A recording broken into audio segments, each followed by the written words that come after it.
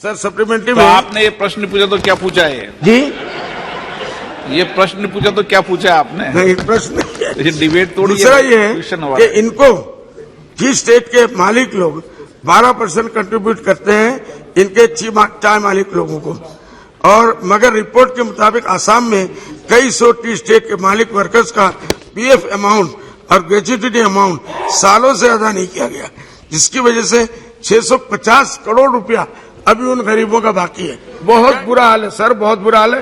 पूरी दुनिया में आसाम की चाय मशहूर है उसके नाम से, इसलिए ये मेरी दरखास्त है। मोदी जी के आने के बाद अच्छे दिन आने वाले थे, इन बेचारों का भी कोई अच्छा दिन आ जाएगा सर। इसका जो है खासकर पीयूष गोयल जी इसका ख्याल रखें, मोदी जी से इस मामले में बात करें कि वो ध्यान दें। सर मेरा क्वेश्चन ये है, सर मंत्री जी से मेरा क्वेश्चन है, अभी बातचीत भी हो गई, तो आसाम में हमारे टी गार्डन्स के लोगों के साथ बड़ा जुल्म हो रहा है सर। गवर्नमेंट ने वेजेस जो है 620 रुपया करके किया है, टी गार्डन के मालिक लोग 220 रुपया आज के जमाने में दे रहे हैं, जो एक आदमी का खर्चा किसी तरीके से पूरा नहीं हो सकता। उनके लिए हॉस्पिटल का इंतजाम नहीं है, ड्रिंकिंग वाटर का इंतजाम नहीं है, सैनिटेशन का इंतजाम नहीं है, घर रहने के लिए नहीं, झोपड़पट्टी के वो किस तरीके से रह रहे हैं सर, वो एक इंसान की सूरत में नहीं है। तो इसीलिए क्या सरकार, क्योंकि लोग जवाब दे देते हैं कि स्टेट गवर्नमेंट करेगी और सेंट्रल गवर्नमेंट ने इसको कह दिया तो स्टेट गवर्नमेंट करेगी, स्टेट गवर्नमेंट कुछ कर नहीं रही है।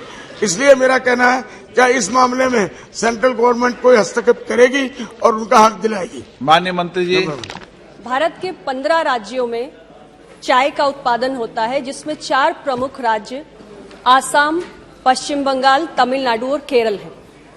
जहां तक आसाम की बात है, हमारा लार्जेस्ट टी ग्रोइंग स्टेट है और कहा जाए तो टी का बर्थ प्लेस है। जो विषय माननीय सदस्य ने उठाया है उसके संबंध में मैं आपके माध्यम से सदन को अवगत कराना चाहती हूं कि हमारे प्लांटेशन लेबर एक्ट के प्रोविजंस के तहत वर्कर्स के लिए, टी गार्डन वर्कर्स के लिए जिन सुविधाओं का आपने उल्लेख किया, चाहे वो मेडिकल की सुविधाएं हो, हाउसिंग हो, ड्रिंकिंग वाटर हो, ये सारी सुविधाएं प्लांटेशन लेबर एक्ट के तहत स्टेट गवर्नमेंट्स के द्वारा सुनिश्चित की जाती हैं। हमारा टी बोर्ड निरंतर ये प्रयास करता है कि चाय का productivity, production, quality, market promotion और एक्सपोर्ट प्रमोशन किस तरीके से, और इसके लिए हम अपनी विविध योजनाओं के माध्यम से निरंतर राज्य सरकारों में चाय बागानों को प्रोत्साहन देते रहते हैं। जो विषय वेजेस को लेकर आपने उठाया उसके संबंध में भी मैं बताना चाहती हूं कि हमारे स्टेट गवर्नमेंट्स जहां तक वेजेस का, ग्रेच्युटी का, पीएफ का या जितने भी दूसरे स्टैट्यूटरी ड्यूज होते हैं उनकी अदायगी का प्रश्न है, ये राज्य सरकारें देखती हैं।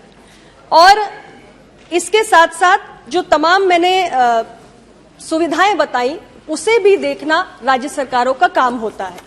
यदि आपके राज्य में किसी प्रकार की कोई समस्या आ रही है तो हमारी संवैधानिक व्यवस्थाओं के अनुरूप जिम्मेदारी राज्य सरकार की बनती है, लेकिन निश्चित रूप से आपने प्रश्न उठाया है तो राज्य सरकार से इस विषय में हम बातचीत करके ये कोशिश जरूर करेंगे कि इसका हल निकले। मोदी जी के आने के बाद अच्छे दिन आने वाले थे, इन बेचारों का भी कोई अच्छा दिन आ जाएगा सर। इसका जो है खासकर पीयूष गोयल जी इसका ख्याल रखें, मोदी जी से इस मामले में बात करें कि वो ध्यान दें। बहुत बुरा हाल है सर, बहुत बुरा हाल है।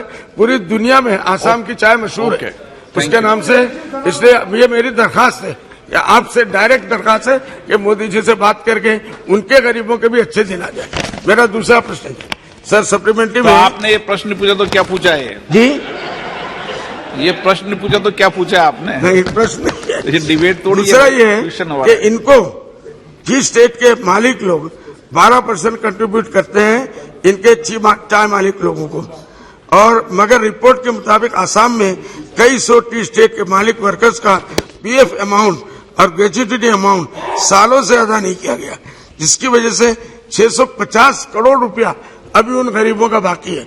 क्या इस मामले में सरकार कम से कम हस्तक्षेप करके स्टेट गवर्नमेंट को मजबूर करे या दिल्ली गवर्नमेंट को दे? कम से कम ये तो उनका हक बनता है। इसके लिए मेरी खुसूसी आपसे स्पेशली रिक्वेस्ट है, अर्नेस्ट रिक्वेस्ट है कि आप इस मामले में भी दखल दें। माननीय अध्यक्ष जी, माननीय सदस्य आसाम राज्य से आते हैं। यहाँ के चाय का इतिहास 200 साल पुराना है और यहाँ की चाय विश्व प्रसिद्ध है और उसे दुनिया के बाजारों में पहुंचाने के लिए हमने सभी प्रयास किए हैं। मैं कुछ बातें आज जरूर आसाम के संबंध में बताना चाहती हूं जो प्रयास टी बोर्ड ने किए हैं। हमारी T development and promotion scheme जो हम 2017-18 से संचालित कर रहे हैं और आज उसे 2025-26 तक एक्सटेंड कर दिया गया है, उसके तहत 6 कंपोनेंट्स हैं जिसमें हमारे नॉर्थ ईस्ट के लिए एक सेक्टर स्पेसिफिक प्लान है और आसाम भी अन्य राज्यों की भांति 15 राज्यों की भांति इस योजना से लाभान्वित हो रहा है। दिसंबर 2022 तक हमने 206.55 करोड़ रुपए का फाइनेंशियल असिस्टेंस आसाम के 92,393 बेनिफिशियरीज को पहुंचाया है। इसके अतिरिक्त आसाम टी का एक यूनिक लोगो मार्क है। टी बोर्ड ने इस लोगो को इंडिया में और इंडिया के बाहर भी रजिस्टर किया है रेलेवेंट स्टैट्यूट्स के अंतर्गत। आसाम में ही हम डिब्रूगढ़, तिनसुकिया और शिवसागर में एक पूरा टी क्लस्टर विकसित कर रहे हैं जिसके अंदर टी प्रमोशन के लिए जो भी आधुनिक सुविधाएं और इंफ्रास्ट्रक्चर की आवश्यकता है उसको भी हम ला रहे हैं। और आसाम में जो आपका आईसीडी है अमीन गांव में, उसमें हम 2 रुपए प्रति किलो के हिसाब से सब्सिडी ट्रांसपोर्ट के लिए भी देने का काम करते हैं। ये कुछ प्रयास है जो आसाम के लिए हम कर रहे हैं। प्रोविडेंट फंड के ड्यूज का जो आपने इशू उठाया है उसके संबंध में भी मैं बताना चाहती हूं अध्यक्ष महोदय कि हमारे टी बोर्ड ने ये प्रावधान करके रखा है कि जो हमारी सब्सिडी की लायबिलिटीज हैं उनको क्लियर करने से पहले भी हम ये जरूर देखेंगे कि जो एम्प्लॉयर्स हैं उनकी 10,000 से ज्यादा की पीएफ के लायबिलिटी के ड्यूज ना हो, उसके बाद ही हम फॉर्मल सैंक्शन ऑर्डर इशू करेंगे। और पीएफ का जहां तक विषय है, अन्य राज्यों में ministry of labour and employment government of India में employees provident fund and miscellaneous provision act 1952 के तहत ये गवर्न होता है, लेकिन आसाम का अपना एक पीएफ का कानून है जिसके तहत पीएफ की अदायगी की जाती है और ये विषय बहुत महत्वपूर्ण है। इस संबंध में भी आसाम के सरकार से हम बात करेंगे, लेकिन आसाम की सरकार के अपने कानून के अंतर्गत पीएफ के ड्यूज का भुगतान किया जाता है।